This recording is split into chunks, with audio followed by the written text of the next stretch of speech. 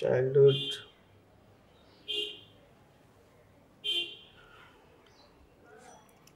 ছোট করে বলি, মানে আমার জন্ম তো রংপুরে, কিন্তু বেশ একটা পরিবেশটা একটু অন্যরকম ছিল। পরিবেশটা অন্যরকম এই অর্থে যে বাবা যেহেতু শিক্ষকতা করতেন একটা বেশ ঐতিহ্যবাহী কলেজে, রংপুর কারমাইকেল কলেজ। তো কারমাইকেল কলেজটা বেশ তখনও ওটা শহরের বাইরেই ছিল, এখন শহরটা অনেক কাছাকাছি চলে এসছে বা অনেক সম্প্রসারিত হওয়াতে এখন কারমাইকেল কলেজটা প্রায় এবার গত বছর যেয়ে দেখলাম যে প্রায় কারমাইকেল কলেজটা চারপাশ দিয়ে নগরায়ন হয়ে গেছে। কিন্তু তখন ব্যাপারটা এরকম ছিল যে শহর থেকে দূরে অনেকটা, যেমন ঢাকায় যেমন আছে না যে জাহাঙ্গীরনগর ইউনিভার্সিটি, শহর থেকে দূরে একটা রেসিডেন্সিয়াল ইউনিভার্সিটির মতন তেমনি একটা কলেজ ছিল, এবং ওর একটা নিজস্ব পরিমণ্ডল ছিল। একদিকে শিক্ষকরা থাকতেন, কর্মচারীদের থাকার ব্যবস্থা ছিল, এবং শিক্ষকরা যে থাকা এগুলো সব আলাদা আলাদা ছোট ছোট বাংলোর মতো বাড়ি। আবার মহিলাদের হস্টেল ছিল, মেয়েদের ছাত্রীদের হোস্টেল, পুরুষদের হোস্টেল। হ্যাঁ, মানে এটা খুব খুব বেশ আকর্ষণীয় একটা ব্যাপার। আবার যেমন আমাদের প্রত্যেকের বাড়ির সাথে বাগান করার জায়গা ছিল, পেছন দিকে ওই কেউ কেউ বাগানের জায়গাটাতেই শাকসবজি লাগাতেন, আবার পেছন দিকে বেশ বড় জায়গা ছিল। মানে এগুলো সব কলেজেরই জায়গা, ওই যার যার বাড়ির সাথে সাথে শেষে হয়তো ঘেরা দিয়ে ওখানে চাষ করছে। যেমন বাবা আলুর চাষ করতেন, তারপর পেঁয়াজের চাষ করতেন, তারপরে শাকসবজির চাষ করতেন, আবার বাড়ির সামনের দিকে বাগান ছিল। তো বেশ একটা, আবার রিক্সা দিয়ে যাওয়া যেত শহরে, এবং শহরে রিক্সা দিয়ে যেতে ঘন্টাখানেক লাগতো, আমাকে খেয়াল নেই। তো বেশ অন্য ধরনের একটা পরিবেশ। শহরটা আমাদের জানা ছিল, যেহেতু স্কুলে যেতে হতো শহরে, শহরটা জানা ছিল, শহরের পরিবেশটা জানা ছিল। আবার আমার মার দিকের আত্মীয় স্বজন অনেকেই শহরে থাকতেন, সুতরাং তখনকার মফস্বল শহর, 60-এর দশকের মফস্বল শহর বা 50-এর শেষের দিকের মফস্বল শহর, সেটাও যেমন সেই পরিবেশটাও যেমন পাওয়া গেছে। তারপরে আবার একেবারে গ্রাম্য পরিবেশ, কারণ আমাদের বাসার থেকে মানে 5-7 মিনিট হাঁটলেই গ্রাম পাওয়া যেত। এবং একটা সাঁওতাল পাড়া ছিল, আমার এক বাল্যবন্ধু ছিল যে সাঁওতাল, ওর নাম এখন আমার মনে আছে শিবু।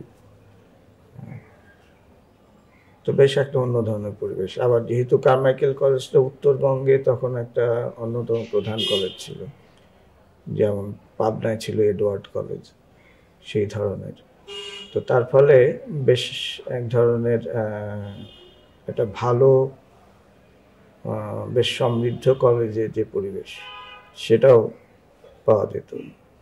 তো সব মিলে একটা অন্য ধরনের পরিবেশের মধ্যে মানুষ আছে, একেবারে শহরের মধ্যেও না, আবার গ্রামের মধ্যেও না। ঢাকায় এসছি তখন, আমি তখন ক্লাস 5 পাস করে গেছি আর কি। ক্লাস 5 পাস করে ঢাকায় এসছি আমরা। কিন্তু বছরের মাঝামাঝি সময়, তখন তো জানুয়ারি ডিসেম্বর এই শিক্ষাবর্ষ ছিল, তো মাঝামাঝি সময় আসার কারণে এটা হচ্ছে যে ওই বছর আর ভর্তি হওয়া হয়নি। তার ফলে আমাকে মানে ক্লাস 6 দুবার পড়তে হয়েছে। তো 63 সালে আমরা ঢাকায় আসি।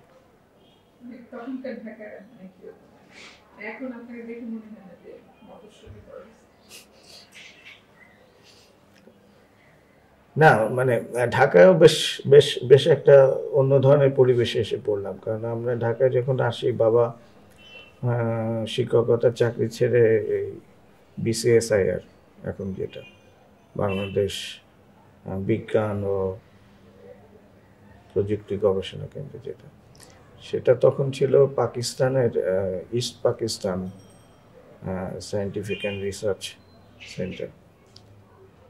এবং বেশ আকর্ষণীয়ভাবে বা কাকতালীয়ভাবে কিনা জানি না, এখনো যদি যাওয়া যায়, এই গত সপ্তাহে আমাদের একটা পুনর্মিলনী ছিল, যে দেখবেন যে এখনো ঠিক ঢাকা শহরের কেন্দ্রস্থলে অনেক বড় জায়গা নিয়ে আহ, একটা একটা প্রতিষ্ঠান, যেখানে আহ, প্রতিষ্ঠানটা আছে এবং প্রতিষ্ঠানে যারা কর্মচারী বা যারা কাজ করেন তাদের থাকার ব্যবস্থা আছে, একটা রেসিডেন্সিয়াল ব্যাপার। তখন আরও ফাঁকা ছিল, কারণ তখন আহ, যারা কাজ করতেন কর্মচারীদের থাকার জায়গা কম ছিল এবং বেশ বড় খোলামেলা জায়গা ছিল, মাঠ ছিল, জঙ্গল ছিল, গাছপালা ছিল। এবং ঢাকার মধ্যে বলা যেতে পারে যে ঢাকার একদিকে তখন বা এখনো যেটা আছে, যে একদিকে ধানমন্ডি আর অন্যদিকে শাহবাগ, বেশ খোলামেলা জায়গার মধ্যে ব্যাপারটা ছিল। আমরা ঢাকায় এসে উঠি, আমার ফুপু থাকতেন এখানে, ওনারা অনেক আগের থেকেই ঢাকার বাসিন্দা ছিলেন, যে ওনার ওই ফুপুর বাসায় এসে উঠি এবং তারপরে সরাসরি ওই কলোনিতে চলে আসি।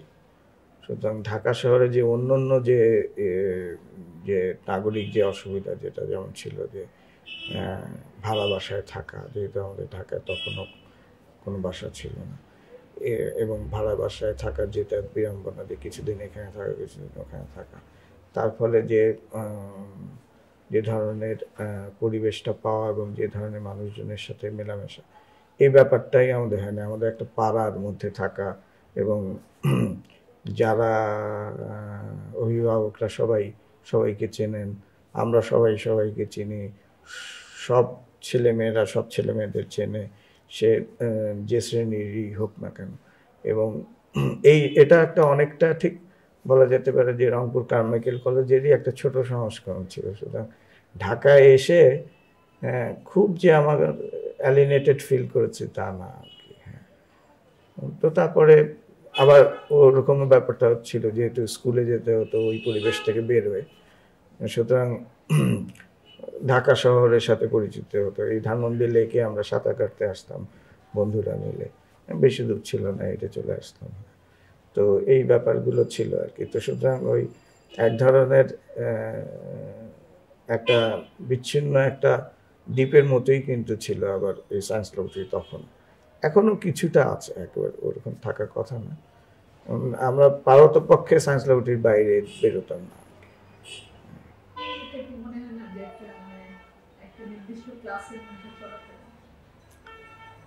নির্দিষ্ট ক্লাস বলতে সেটাও না, কারণ ওই যে বললাম যে যেহেতু আমার ধারণা তখন প্রায় শতভাগ না হলেও 95% কর্মচারী ওই ক্যাম্পাসের মধ্যেই থাকতেন। তার ফলে যেটা হচ্ছে যে সব ধরনের সব শ্রেণীর মানুষের সাথে একটা যোগাযোগ, আমরা তাদের বাচ্চাদের সাথে একসাথে খেলতাম, ওখানে কোনো ভেদাভেদ ছিল না। ঈদের দিন যেতাম, সুতরাং এই বাসায় বাসায় যাওয়া যেটা আগে চল ছিল সেটা হতো। যেটা যেটা হয়তো একেবারে হয়নি সেটা হচ্ছে একেবারে শ্রমিক শ্রেণীদের সাথে সেভাবে যোগাযোগ হয়নি আর কি। তো এর বাইরে আমরা রংপুরে যে একটা কৃষকদের পরিবেশ সাথে এটা ছিল, এটা হয়তো ছিল না, কিন্তু মধ্যবিত্ত বা নিম্ন মধ্যবিত্তর যে নানা স্তর, সেই স্তরের মানুষজনের সাথে পরিচয় হয়েছে, কারণ যেহেতু সবাই একই ক্যাম্পাসে থাকতো আর কি, একই কম্পাউন্ডের মধ্যে। না, আমি ঢাকায় এসে প্রথম স্কুলে ঢুকতে পারি তো অর্ধেকটা বছর তো ঢুকতে পারি। তারপরের বছর ঢুকলাম আমি এই ওয়েস্টার্ন স্কুলে ঢুকলাম, কারণ আমি পড়াশোনায় সেরকম ভালো ছিলাম। সুতরাং তখন ঢাকা শহরের সবচেয়ে নাম করা স্কুল হচ্ছে ল্যাবরেটরি স্কুল, কিন্তু ল্যাবরেটরি স্কুলে ক্লাস 6-এ ভর্তি হওয়াটা খুব কষ্টকর ব্যাপার ছিল, কারণ ল্যাবরেটরি স্কুলে ক্লাস 3 থেকে অ্যাডমিশন হতো আর কি, এবং বেশিরভাগ ছাত্ররা ক্লাস 3-তেই ভর্তি হতো। তো আমি ওয়েস্টার্ন স্কুলে ভর্তি হলাম, কিন্তু আমার ধারণা আমি 5 মাস পরে তখন একটা নতুন স্কুল হলো, Dhanmondi government boys high school, যেটা 27 নম্বর। তো আমরা ওই স্কুল ক্লাস 6 থেকে শুরু হলো এবং আমরা ওই স্কুলের প্রথম ব্যাচের প্রথম ছাত্র আর কি, ক্লাস 6-এ, যদিও আমাদের উপরে 7, 8 আমার মনে হয় 9 পর্যন্ত ছাত্ররা ভর্তি হয়েছে। এটা 64 সাল। 64 সাল। হ্যাঁ, তবে ওয়েস্টার্ন স্কুল নামকরা স্কুল ছিল, কিন্তু ঢাকায় তখন বোধহয় দুটো স্কুল সবচেয়ে নামকরা ছেলেদের স্কুল। একটা হচ্ছে ল্যাবরেটরি স্কুল আর একটা হচ্ছে সেন্ট গ্রেগরিস। আর একটা স্কুল ছিল যেটা এখনো আছে, যেটা সেন্ট জোসেফস, কিন্তু ওটা সেন্ট গ্রেগরিস এবং সেন্ট জোসেফ দুটোই ইংরেজি মিডিয়াম স্কুল। এবং তখন ঠিক আমাদের ওরকম কখনো মনে হয় না যে ইংরেজি মিডিয়াম স্কুলে পড়তে হবে আর কি। সুতরাং সবচেয়ে ভালো হতো যদি ল্যাবরেটরি স্কুলে ভর্তি হওয়া যেত, কিন্তু সেটার কোনো সুযোগ ছিল না। খারাপ ছাত্রই ছিলাম ওই অর্থে আর কি, কারণ আমি জীবনে কোনোদিন ফার্স্ট টাস্ট হইনি, কোনো সেটা নিচু ক্লাসেও হয়নি, কোনো উপরের ক্লাসেও হয়নি। একটা মাঝারি গোছের ছাত্র ছিলাম এই বলতে পারি। আর পড়াশোনার ব্যাপারে সেই রকম ঠিক খুব আগ্রহ যে কখনো ছিল তা না। এটা এইটি আমার পড়ার ব্যাপারটা অনেক পরে, আমার মনে হয় যে ইন্টারমিডিয়েট ফার্স্ট ইয়ারে ওঠার পর থেকে পড়ার ব্যাপারটা শুরু হয়েছে। যদিও আমাদের বাড়িতে পড়ার একটা চল ছিল, বাবা পড়তেন লিখতেন, সুতরাং ছিল, কিন্তু আমার মনে হয় না যে আমি ওই অনেকের যেমন থাকে না যে ছোটবেলায় এই পড়েছি, বাড়িতে অনেক বইপত্র থাকতো পড়তেন। আমার ছোটবেলায় এগুলো কোনো আগ্রহ ছিল না। আমার বাবা গান গাইতেন, মাঝে মাঝে খুব চেষ্টা করতেন যে বসিয়ে গান গাওয়ার জন্য। আমার প্রচণ্ড বিরক্ত লাগতো এবং মানে মাঝে মাঝে মনে হতো যে মানে এটা আমার উপর একটা টর্চার করা হচ্ছে আর কি। তো সেই সেটার কারণেই আর কি, যে বাবা নিজে গান গাইতেন, সকালবেলা গান গাইতেন। আবার শাশুড়ি যিনি, উনি একটা বাবা সম্পর্কে একটা বলতেন যে মানে একটু কি বলে ওটাকে, একটু কি করে বলতেন যে আমার বাবার নাম হচ্ছে আব্দুল হক খন্দকার, একটু করে বলতেন যে টুটিল অন্ধকার খেপিল খন্দকার। তো সকালবেলা ওই গান গাইতেন, তো সেই কারণে। তো আমার বোন গাইতো আর আমার ছোট ভাই ও তবলা বাজাতো। আমার এগুলো পছন্দ হতো না, খুব অস্বস্তি লাগতো। মূলত রবীন্দ্রসঙ্গীত, এই নজরুলগীতি, পুরোনো দিনের যে বাংলা গান, ওনাদের যৌবনের সময়কার বাংলা গান, এই সমস্ত। ছোটবেলায় আপনার কি ভালো লাগতো? খেলা একটু ছিল, কিন্তু আবার ঠিক ওই অর্থে যে আমি কোনো খেলায় ভালো করেছি তা না। একটা পর্যায়ে কিছুটা সময় হকি খেলেছিলাম, এই যে ডিভিশনে সেকেন্ড ডিভিশন পড়তো, কিন্তু তারপরে ওই দু একটা ঘটনার পরে হকিতে একটা সুবিধা আছে যে মারামারিটা খুব তাড়াতাড়ি করা যায় আর কি, স্টিকের কারণে। তা আমার মনে আছে যে আমি তখন বোধহয় ক্লাস 10-এ পড়ি, আমি যে দলে খেলতাম তো তারা থার্ড ডিভিশন থেকে সেকেন্ড ডিভিশনে উঠতো। তো সেকেন্ড ডিভিশনে মোটামুটি আমরা ভালোই খেলি, তো একটা আশা আছে যে ফার্স্ট ডিভিশনে আমরা যাব। কিন্তু একদিন এরকম কি একটা খেলা গান ওই আমাদের ঢাকা স্টেডিয়ামের ভেতরে খেলা হচ্ছে, তো এই রেফারি কি বন্ধ রাখবে না, না একটা বয়সে তো সব ছেলে মেয়েরাও তো আমাদের সময় অতটা খেলতো না, তাও যে খেলতো না তা না। না ওই যেটা বলছিলাম যে তারপরে হলো যে কি একটা ডিসিশনে, রেফারি ডিসিশনে মানে মারামারি লেগে গেল। তো আমরা আমাদের হ্যাঁ খেলার মধ্যেই আর কি, মানে যেটা গোল হয়েছে সেটার ব্যাপারে রেফারি ডিসিশনটা অন্য পক্ষ মানছে না। ওই ঢাকা স্টেডিয়াম, এই যে পুরনো স্টেডিয়ামের ভেতরে। তারপরে যেটা হলো যে আমার আমার ওই দৃশ্যটা মনে আছে এখন, কারণ ওর তারপর থেকে আর আমি আর ওই খেলার ব্যাপারে আর আগ্রহ পাই। তো যে যে গোলকিপারের এগেনস্টে গোলের ডিসিশনটা হলো আর কি, সে দৌড়ে দৌড়ে আসছে এরকম করে ইয়ে নিয়ে আর কি, কী বলে, হকি স্টিকটা নিয়ে। আর তো দৌড়ে দৌড়ে এসে ওই রেফরির সামনে এসে কি কথা কাটি করতে এক পর্যায়ে মাথার মধ্যে এরকম করে মারলো ইয়েটাকে। আর ঠিক একদম আমার মনে আছে, এই যে এটা ফেটে গেল, ফেটে দর করে রক্ত পড়তে শুরু করলো, তারপরে তো মারামারি লেগে গেল। তারপরে যে যার মতন লাগে মানে হকি স্টিক ঘুরিয়ে যে যাকে মারতে পারে এরকম একটা সিচুয়েশন, তো পন্ড হয়ে গেল। তারপরে সম্ভবত আর একটা ম্যাচ আমি খেলেছিলাম, তারপরে আর খেলা। কালচারাল অ্যাক্টিভিটিস মানে আমার মানে কালচারাল অ্যাক্টিভিটিসের সাথে আমি যুক্ত ঠিক বলবো না, মানে যাওয়া আসা শুরু করছি আমি এই ইন্টারমিডিয়েটের শুরুর দিক থেকে, এই ক্লাস ম্যাট্রিক পরীক্ষা দেওয়ার পর বোধহয় সম্ভবত। আর সবচেয়ে আশ্চর্যজনকভাবে যে সায়েন্স ল্যাবরেটরি এমন একটা জায়গা যে এখানে কোনোদিন কোনো কালচারাল অ্যাক্টিভিটি ছিল না।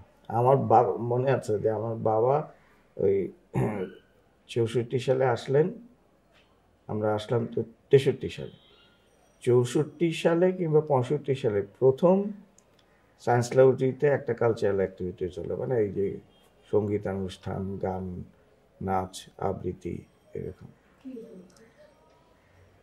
আমার মনে হয় যে কি জানি, আমার ঠিক মনে নেই, হয় এটা মানে পাকিস্তান দিবস এরকম হবে আর কি, 14ই আগস্ট এটা উপলক্ষে হতে পারে, সম্ভবত ওটা উপলক্ষে একটা অনুষ্ঠান ছিল। এবং ওখানে কেউ ওই অর্থে মানে এই সঙ্গীতের সাথে যুক্ত এরকম, আমরা যখন ছিলাম তখন প্রায় 4টা বিল্ডিংয়ে আমার ধারণা প্রায় 100-150 ফ্যামিলি ছিল। তো ওখানে খুব কম বাসায় সঙ্গীতের চর্চা হতো এরকম। আমরা যখন কোন ইয়ে ক্লাস 9-এ সম্ভবত পড়ি, তখন এই যে এখনকার সাহিত্যিক সেলিনা হোসেন, উনি আমাদেরই এক বন্ধুর বাবাকে বিয়ে করে আসলেন রাজশাহী থেকে। তো ওনার আমাদের যে বন্ধুর মা, ওনার সাথে বাবার সম্পর্ক ছিল না, উনি ইংল্যান্ডে চলে গেছিলেন। আর সেলিনা হোসেন তখন কেবলমাত্র বোধহয় ইউনিভার্সিটিতে পাশ করে, রাজশাহী ইউনিভার্সিটিতে পাশ করে বেরিয়েছে। তো ওটাও একটা খুব ইয়ে ছিল আর কি, যে খুব কম বয়সী এক ভদ্রমহিলা একজন বয়স্ক মানুষকে বিয়ে করেছে, তাও আবার সে লেখিকা। ওই ধরনের কোনো ধারণা আমাদের ছিল না। তো উনি এসে আবার বাবার সাথে, বাবা যেহেতু কালচারাল অ্যাক্টিভিটি যুক্ত আছেন, তো সবাই মিলে ওটাই বোধহয় প্রথম মানে সায়েন্স ল্যাবরেটরির জীবনে আর কি প্রথম অনুষ্ঠান, অন্তত কলোনির মধ্যে আর কি। যেহেতু সায়েন্স ল্যাবরেটরিটা একটু আলাদা, তার ফলে 71 সালে একেবারে শেষের দিকে আর একদম শুরুর দিকে ছাড়া ঠিক আমাদের ওই কলোনির ভেতরে খুব একটা অসুবিধা হয়নি। যেমন আমরা কলোনির ভেতরে খেলাধুলা করতে পারতাম, যেহেতু বাইরে গেট বন্ধ করে দিলে সাধারণত কেউ আসার ইয়ে থাকতো না। তো সেটা একটা সুবিধা ছিল ওই অর্থে, যে কিছুটা আপেক্ষিকভাবে একটু অন্যদের চাইতে একটু নিরাপত্তাটা ইয়ে ছিল। কিন্তু এমনি ধরেন যে ঢাকা শহরে অবরুদ্ধ, ঢাকা শহরে যেটা সেটা তো সবই আমরা একই রকম ব্যাপারটা ছিল, বাইরে যাওয়াটা। এবং আমাদের ওই বয়সী ছেলেদের মেয়েদের ঠিক বাবা মারা কখনোই বাইরে দিতে চাইতেন না, কারণ ওই যে রাস্তায় ধরে নিয়ে যাওয়ার সম্ভাবনা থাকে, মেয়েদের ব্যাপারে আরও একটু সেন্সিটিভ, সেটা তো ছিলই। কিন্তু ওই 25শে মার্চে যেহেতু পিলখানাটা কাছাকাছি, সেটার একটা ওই, আর তখন তো ছোট ছোট বাড়ি ঘর, সুতরাং শব্দ, মানে পিলখানার শব্দটা মনে হতো একদম বাসার সামনে হচ্ছে, এরকম ব্যাপারটা ছিল। ঊনসত্তরের বড় অভিজ্ঞতা হচ্ছে যে সার্জেন্ট জহুরুল হক যেদিন মারা গেলেন, ওই দিন আমার মনে হয় ওই দিনই আমরা প্রথম, মানে জীবনের প্রথম অভিজ্ঞতা হচ্ছে মিছিল করার। ওই শেখ কামাল তো বঙ্গবন্ধুর বাসা তো 32 নম্বর, তো আমাদের স্কুল তো প্রায় কাছেই। তো শেখ কামাল মাঝে মাঝে আসতেন, ওনার সাথে আমাদের আর এক আমাদের 2 বছর সিনিয়র আব্দুল আজিজ বলে বেশ বিখ্যাত মুক্তিযোদ্ধা ছিলেন, মুক্তিযুদ্ধের পরেও বেঁচে ছিলেন, কিছুদিন পরে মারা যান, নানা জটিলতা ছিল তার। তো ওনারা মাঝে মাঝে আসতেন স্কুলে, এবং আমাদের স্কুলে যিনি হেডমাস্টার ছিলেন উনি ছিলেন রিজভি সাহেব, রিজভি স্যার। উনি ছিলেন মূলত মানে উর্দু ভাষাভাষী, আর যেহেতু সরকারি সে তার কারণেও একটা বেশ বেশ রেস্ট্রিক্টেড দিয়েছিল। তো তারপরেও মাঝে মধ্যে শেখ কামালের একটা ইয়ে ছিল, ওই রেসিং সাইকেল, তো ওইটা চালিয়ে চালিয়ে আসতো। এমনি যে খুব রাজনৈতিক আলাপ টালাপ হতো না, তবে ওই মনে আছে যে ওই সার্জেন্ট জহুরুল হকদের দিনটা আমার মনে নেই, তো যেদিন মারা গেলেন সেদিন আমার মনে আছে যে শেখ কামাল এবং ওই আজিজ ভাই বলতাম, ওনারা আসলেন, ওনারা এতে আসলেন, এসে আমাদের বললেন যে চলো আমরা। তো ওনারা নিজেরাই ওই ঘন্টা দিয়ে স্কুল ছুটি দিয়ে দিলেন। তারপরে আমরা মানে 69 তো ক্লাস 10-এ হবে, 10 হবে আর কি, 10 কিংবা 9-এর শেষের দিকে আর কি। তো আমরা ওই দিনই প্রথম আর কি রাস্তায় মিছিল করলাম। তো আমরা 27 নম্বরে ওখান থেকে মিছিল করে ওই সার্জেন্ট জহুরুল হকের সম্ভবত ভাইয়ের বাসা ছিল ওই এখন যেটা এলিফ্যান্ট রোডে ওই আলপনা তো যে একটা ইয়ে ছিল, ওই সিনেমা হল ছিল, বন্ধ হয়ে গেছে, মল্লিকা, হ্যাঁ, ওই ওই ওই ওখানে একটা আমার এখন মনে আছে হলুদ রঙের দোতলা বাসা ছিল। ওখানে সম্ভবত সার্জেন্ট জহুরুল হকের ভাই থাকতেন, মা থাকতেন, এরকম হবে। ওখানে নিয়ে আসা হলো ওনার মরদেহ। তো ওখানে প্রচুর লোক, তা আমরা মিছিল করতে করতে আসলাম।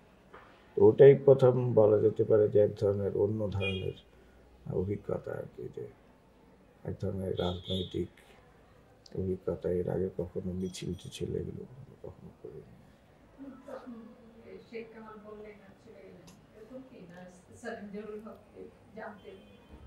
না, ঠিক সার্জেন্ট জহুরুল হকের যারা কিছু, আমার ধারণা যে সার্জেন্ট জহুরুল হকের নামটাম হয়তো পত্রিকা ছাপা হতো।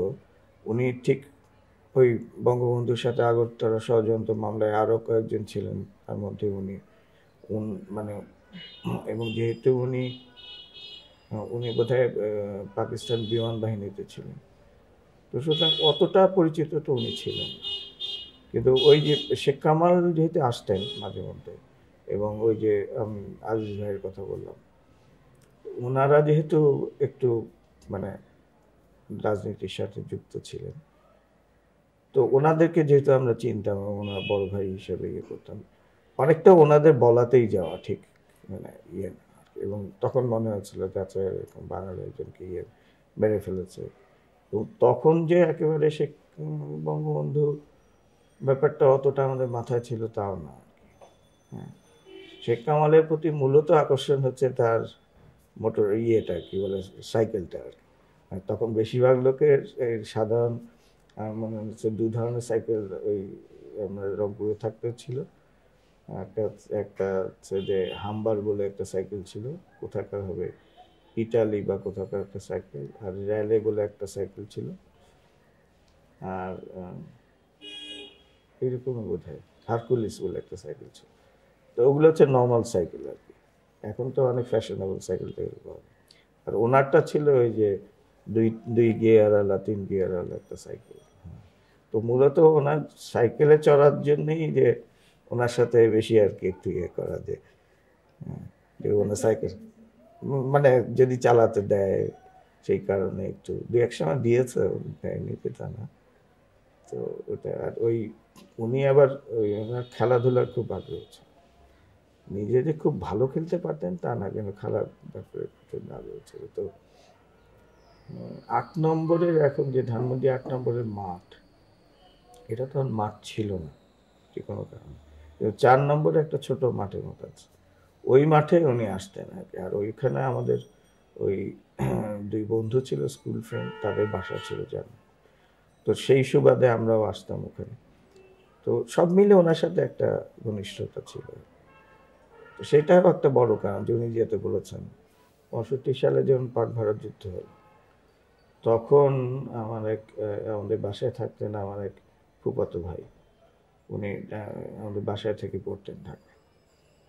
তো উনি ওই তখন সিভিল ডিফেন্স একটা ইয়ে করেছেন, যে সিভিল ডিফেন্স বাহিনী থাকে না, যে ওই সময় ওই যেহেতু যুদ্ধের সময় সিভিল ডিফেন্স বাহিনী, ওটা আবার পাড়ায় পাড়ায় ভলেন্টিয়ার তৈরি করে এগুলো ইয়ে হয়েছিল। তো সেই সিভিল ডিফেন্স বাহিনীর সাথে, না আমরা ছোট ছিলাম, কিন্তু তারপরে ওই যে কাঁচের জানলায় ইয়ে লাগানো, তারপরে সাইরেন, মক সাইরেন দিলে তারপরে সেটা নিষ্প্রদীপ মহড়া টহরা এগুলো করা হতো। তো ওইটা এক ধরনের বলা যেতে পারে যে হ্যাঁ মানে দেশ সেবামূলক কাজে এক ধরনের যুক্ত, কিন্তু তখন সেটা মূলত পাকিস্তানের পক্ষে আর কি, মানে জোরে সরে পাকিস্তানের পক্ষে, যে ভারত হচ্ছে শত্রু, ভারতের সাথে। ওই সুবাদে আমরা আমার মনে হয় যে ওই সুবাদে খুব একটা ইন্টারেস্টিং ইয়ে আছে, যে যুদ্ধ তো হয়েছিল মূলত পশ্চিম পাকিস্তানের আনন্দে। তো তখন ওই সিনেমা হলে নিউজ রিল বলে একটা জিনিস দেখাতো আর কি, চিত্রে পাকিস্তানি খবর নাম, 10 মিনিট 7 মিনিট 8 মিনিট এরকম, তারপর হচ্ছে মূল সিনেমা চলছে। তো ওই যুদ্ধের পরে ওই পূর্ব বাংলার মানুষজনকে যুদ্ধ সম্পর্কে দেখানো এর জন্য তখন নিউজ রিল ইয়ে হচ্ছিল। তো আমরা ওই নিউজ রিল দেখার জন্য ওই পুরনো ঢাকায় সম্ভবত কোন সিনেমা, মানে একদম আমার যত মনে আছে এটা বোধহয় একেবারে ওই ওটার নাম কি, সদরঘাটের কাছাকাছি টুপমহল কোনো একটা সিনেমায় আমরা গেছিলাম।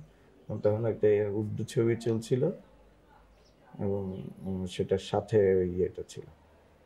তো ওই ছবিতে আমরা যতটা না ইয়ে মনে আছে যে কী কী দেখিয়েছে, তার চাইতে উর্দু ছবিটার সম্পর্কে একটা মনে আছে, মানে উর্দু ছবিটা সম্পর্কে না, কিন্তু বেশ ইন্টারেস্টিং একটা ক্যারেক্টার, মানে ওই যে যেমন থাকে না যে কিছু এখনো বাংলা সিনেমায় থাকে যে একটু বোকাটে টাইপের একটা মানুষ, যে কি সাধারণ আচরণ করে না, বেশ হাস্যকর আচরণ করে।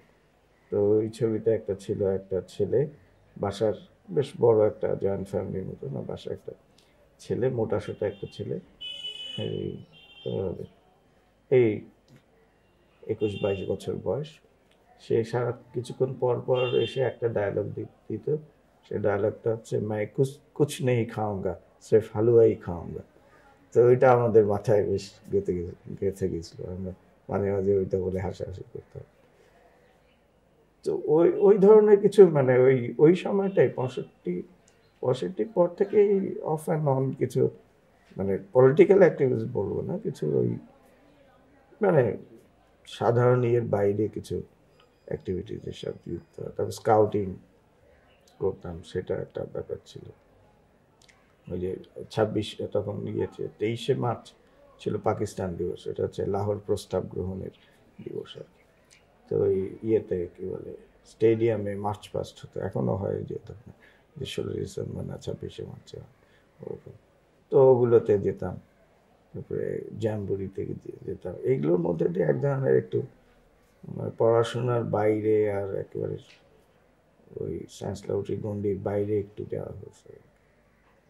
তারপরে বড় করে যেটা, সেটা হচ্ছে 70 সালে নির্বাচনের সময়টা, মানে কোনো পলিটিক্যাল অ্যাক্টিভিটিস না, কিন্তু তখন থেকেই, যেমন 71 সালের 21শে ফেব্রুয়ারি সাংঘাতিক অন্যভাবে পালিত হয়েছে। আমার মনে আছে যে ওই 71 সালের 21শে ফেব্রুয়ারি আমি সবচেয়ে প্রথম, মানে অন্য কোনো কাজে, এর আগে যেমন রাতের বেলা একমাত্র বাসার বাইরে থাকা যেত হচ্ছে যদি ওই জ্যাম্বরি ট্যাম্বরি বা ক্যাম্পিংয়ে যেতাম, সেটা তো একটা অফিসিয়াল কাজ বা স্কুল থেকে নিয়ে যাওয়া হতো। একমাত্র বাইরে থাকতে পারতাম হচ্ছে শবে বরাতের দিন। শবে বরাতের দিন ব্যাপারটা এরকম ছিল যে হালুয়া দিয়ে আসা, অমুক দিয়ে আসা, আর রাত্রেবেলা নামাজ পড়তে যেতে হবে।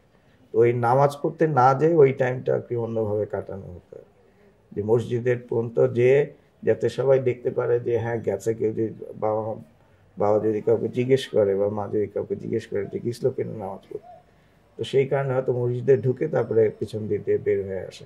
তারপরে ওই ওই তো বেশিরভাগই হচ্ছে যে সিগারেট টিগারেট একটু খাওয়া, আড্ডা টাড্ডা দেওয়া, এইটাই আর কি। কিন্তু ওইটাই হচ্ছে যে রাতে মানে বাসার বাইরে থাকার একমাত্র আনন্দ আর কি। এছাড়া তো কোনো এনজয় হতো না। তা আমার মনে হচ্ছে ওই ওই 21শে ফেব্রুয়ারিটা আমরা সারা রাত ধরে মানে ঢাকায় কোথায় কোথায় অনুষ্ঠান শুনলাম। তারপরে সকালবেলা ইয়েতে প্রভাত ফেরিতে গেলাম। তো ওটা একটা বেশ বেশ জাঁকজমক একটা 21শে ফেব্রুয়ারি। হ্যাঁ, তখন তো কলেজে ভর্তি হয়েছে। আমি তো আবার পড়তাম নটরডেম কলেজে, প্রথম প্রথম বছর নটরডেম কলেজে পড়ি।